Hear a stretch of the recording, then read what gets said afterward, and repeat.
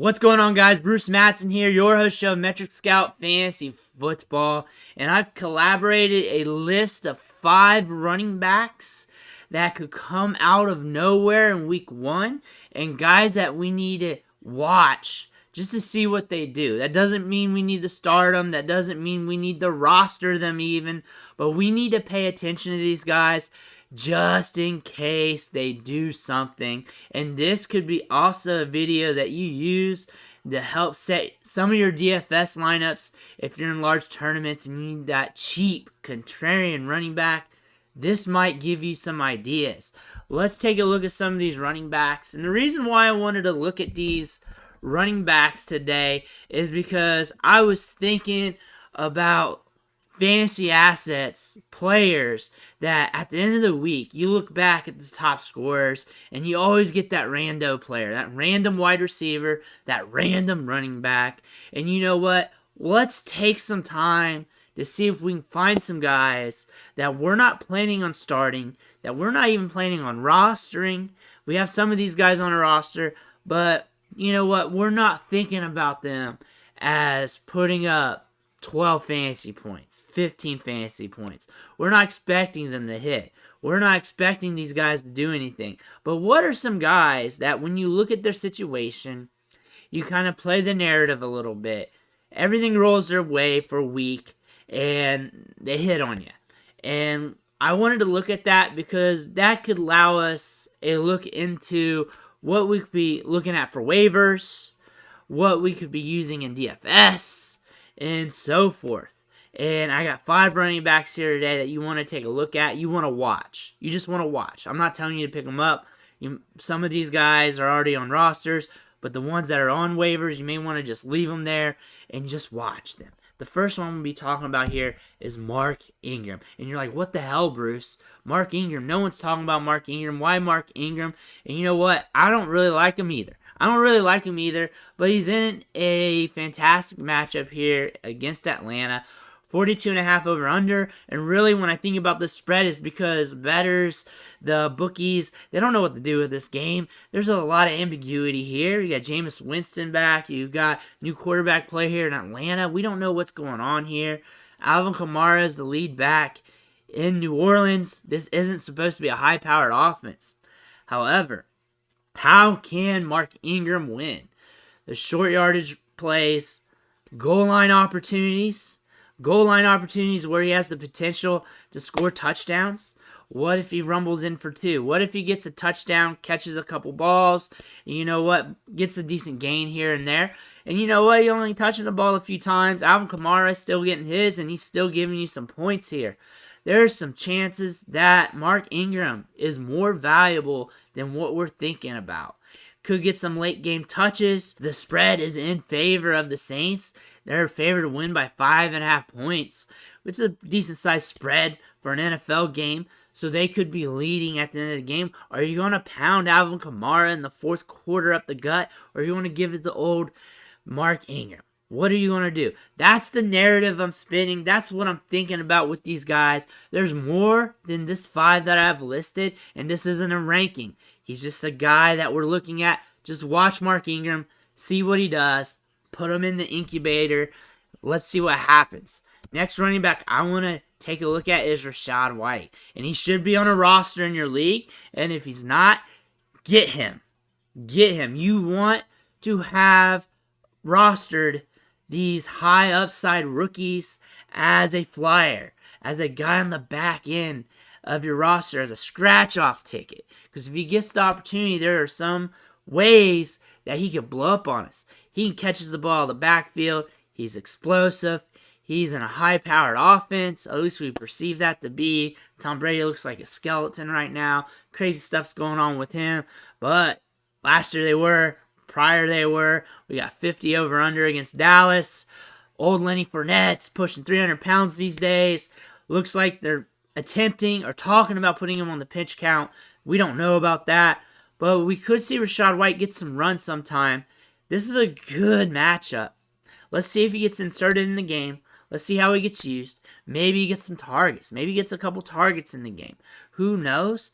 Or another way to look at it is we valued him as a late round running back prospects in draft, maybe he doesn't do nothing, and maybe he gets dropped by a manager in your league, and you can scoop him up as a flyer for the back end of your roster. Rashaad White's a guy you need to pay attention to. You need to watch. He's a rookie you need to watch because he's in a good opportunity. He's cheap, and he has the potential to blow up on us. That's why we need to watch him. You need to watch him every week, not just this week, but it's a damn good matchup that could push some production out of him if he's on the field. Next running back we're going to talk about here today is Darrell Williams. And some people are talking him up, some people aren't. And what I like about him is his usage in the passing game when he was in Kansas City. Caught 44 balls for 442 yards last year. Good over-under.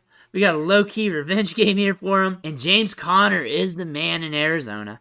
There's no debate on that. But what if he catches some balls? What if he gets some targets? What if something happens to Conner? What if they use him more than we think? What if the Cardinals get behind a little bit?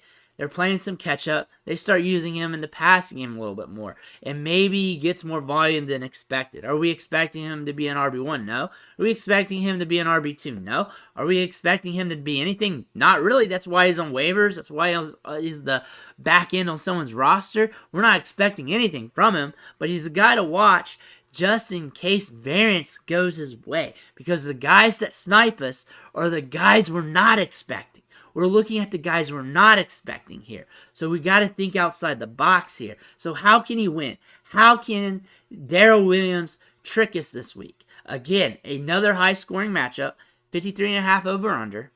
He is a pass-catching running back. He's proven that before. There's not much competition for targets. There could be instances where he catches the balls out of the flat later in the game. Maybe the Cardinals are in a catch-up situation and they got to catch up with the Chiefs. Maybe they need to use him in the passing game. Maybe they use James Conner more as the full-time three-down guy, but when they're playing in catch-up mode, they're going to have Darrell Williams out there a bit. Are we expecting him to explode? No, nobody is. Nobody is. I'm not, you're not, nobody is. But the game script, the volume, usage could grant for more fantasy points than expected in games like this. And we need to keep a lookout for that. And the next running back, and I'm excited to talk about this rookie, his name is Ty Chandler. And he's in a good opportunity here. He's one of the main reasons why there were trade talks about Alexander Mattison. We could see him get some touches in this game. We just need to see what he looks like on field against starting defenses here. Decent game here, decent game script. I'm not predicting anything for Dalvin Cook other than him getting touches, him getting a full workload. We want to see what he does intermittently with Chandler. Is he getting snaps? Is he getting touches over Alexander Mattison? Is he getting workload late in the game? Are they throwing him the ball? What's this looking like? Because Ty Chandler's got some juice, and if he's getting opportunity, he could be an asset that we stash on the back of a roster for as long as we can until we can't do it no more. But Ty Chandler's got some upside here. We just want to see the touches. We want to see what he looks like. Dalvin Cook hasn't had the cleanest bill of health throughout his career. He was considered injury prone during the early stages of his career. He's getting older. I'm not projecting anything, but a guy like Ty Chandler has had a good preseason, a good training camp, and might get some looks this year. Could be a guy you want to watch this week. You may want to pay attention to him. At least look at those carries, look at the amount of carries, and look if he's able to run with pop against a starting caliber defense at the NFL level.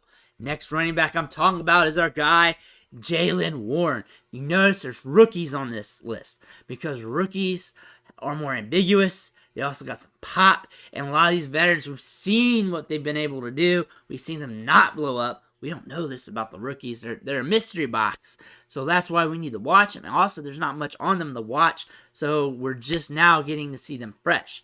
Najee Harris is the guy here. He will be the guy, and unless something happens to him, don't expect Jaylen Warren to get a full workload. What I like about him, though, what we saw during preseason and in training camp, you can check the highlights on the archives in my channel, is he gets usage in the passing game, catches balls out of the backfield, which is very good for running backs, gets some run between the tackles. How much? We have to see. We have to see. I expect them to want to grind out Najee. They have to. They paid that premium on him, but Jaylen Warren's been damn good. He's been damn good during the preseason, and he's a guy that if he's getting touches, if he's getting a lot of workload over to other running backs, then you may want to think about him. If I'm a Najee Harris manager in fantasy, I'm thinking hard and heavy about handcuffing with Jaylen Warren if I got an extra spot on my roster, if I have it. A lot of leagues you don't. A lot of leagues you want to have a upside guy who has a lot of upside that can just really flip the script on you if he hits. But if I want to handcuff for Najee, it's Jaylen Warren. He's proven that throughout the preseason. And everybody else, you just want to watch his touches. You want to see his workload. You want to see how he's used. I wouldn't be surprised if something does happen, that he does sneak up there in scoring. If he lands in the end zone, they can use him around the goal line. They can use him in the passing game. He's a very versatile back. He only needs to be on the field a little bit to get you enough fantasy points, and we're not expecting him to do it. No one is. That's why he's down the rankings in everybody's list, because no one's expecting it. That's why these are sniper running backs. You're not expecting any of these guys to do anything. I'm not expecting you guys to pick up any of these guys. I'm not expecting you guys to start any of these guys. But we want to think outside the box, just in case some of these guys hit. We want to watch the workload. We want to watch what they're doing on tape. We want to see what's going on, because some of these guys might hit just about every week. There's a rando that hits on us. Let's try and figure out those randos. Let's at least have some fun with it. Let's see what happens. Who are some of those randos that you're looking at this week, that's on the waiver wire, that you're watching, that you're keeping an eye on at running back, just in case they pop off? Let me know in the comments who that is. I'll take a look at them as well. Make sure you hit that like button on the way out. Helps the channel on the algorithm. And also hit that subscribe button if you haven't already. I'm dropping rankings on the weekly for each position: running back, wide receiver, tight end, quarterback. Check those out. Just done them just recently. And I'm also popping off fantasy vids left and right throughout the week. I want to thank you for watching, and I'll catch you on the next vid.